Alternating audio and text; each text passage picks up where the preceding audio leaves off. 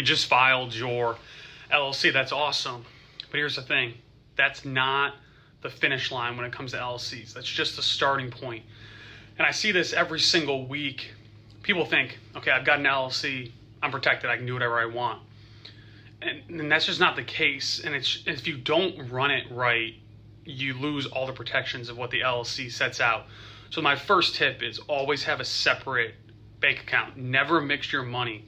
Once you start swiping your business card for personal stuff, you're basically just tearing a hole in your liability protection. Courts call this piercing the veil, and I call it you just made your life significantly harder. And second, you need to have an operating agreement. Get an operating agreement, write an operating agreement out. Even if it's just you, that becomes the rule book for your LLC. And that's what proves to banks, to the IRS, to investors that you're running a real business and it's not just a side hustle so you can write things off.